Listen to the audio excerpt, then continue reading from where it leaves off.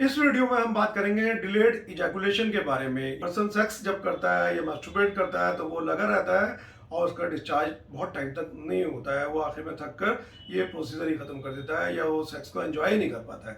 तो दोस्तों, मैं हूं डॉक्टर अली और मेरा पिछले 25 सालों से इस दिल्ली में क्लिनिक है और मेरी कोशिश रहती है कि कम से कम खर्चे में पेशेंट को ट्रीट किया जा सके और इसी के लिए मैं एक चैरिटेबल क्लिनिक भी रन करता हूं।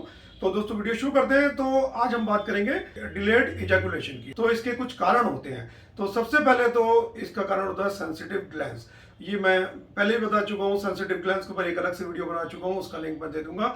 उसमें आपका जो ग्लैंड्स है, हेड है, पेनिस का जो हेड है वो बहुत ज़्यादा सेंसिटिव होता है। यानी कि उसको जैसे टच करते हैं तो उसमें एक गुदगुदी सी होती है, टिकलिंग हो सकती है, बहुत ज़्यादा सेंसिटिव है तो पेन भी हो सकता है। तो ये कारण हो जाता है मेन। तो जब पेशेंट जिसका पर्सन ऐसे पर्सन का जिसका हेड या ग्लैंस जो है वो सेंसिटिव है, जब वो सेक्स करता है तो उसको वो सेक्स में उसको परेशानी हो रही होती है, तकलीफ हो रही होती है। तो वो सेक्स भी कर रहा होता है, आधा एंजॉय कर रहा होता है, आधी उसको तकलीफ हो रही होती है। तो इस चक्कर में वो ऑर्गाज्म तक पहुंच नहीं पाता है। इस परेशानी के कारण जो उसको तकलीफ हो रही होती है, इस कारण वो ऑर्गाज्म तक नहीं पहुंच पाता है, इजैकुलेट नहीं कर पाता है।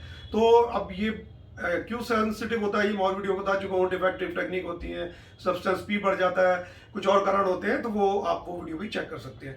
दूसरा कारण होता है कि पेशेंट का जो रुझान है वो होमोसेक्सुअलिटी की तरफ है। उसको फीमेल पार्टनर के साथ इतना अच्छा नहीं लगता है जितना कि मेल पार्टनर के साथ वो सेक्स को एंजॉय करता है। तो कहीं ना कहीं ये चीज़ भी मैटर करती है कि उसका रुझान या सेक्सुअलिटी जो है उसकी किस तरफ है। तो तीसरा कारण होता है कि वाइफ के साथ उसके रिलेशन अच्छे नहीं है। अगर आप बिना मन के या आपको पसंद ही नहीं है या आपके उससे लड़ाई हुई भी है, आप आपस में संबंध अच्छे नहीं है, तो आप बिना मन के सेक्स कर रहे होते हैं, तो फिर आपका डिलेड इजैकुलेशन हो सकता है।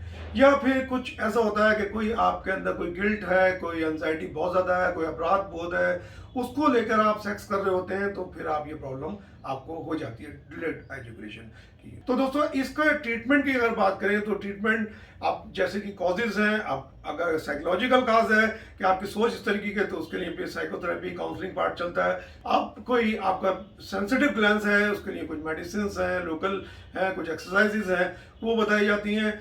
तो उसके थ्रू पेशेंट को फायदा हो जाता है। नॉर्मली 3-4 महीने में ही वो पूरा रिकवर कर जाता है। तो दोस्तों, आई होप ये वीडियो आपको समझ में आई होगी कि डिलेड इजैकुलेशन क्या होता है और मुझे उम्मीद है कि आप इसको ज़्यादा से ज़्यादा लोगों को शेयर करेंगे। थैंक्स फॉर वॉचिंग दोस्तों। जय हिंद।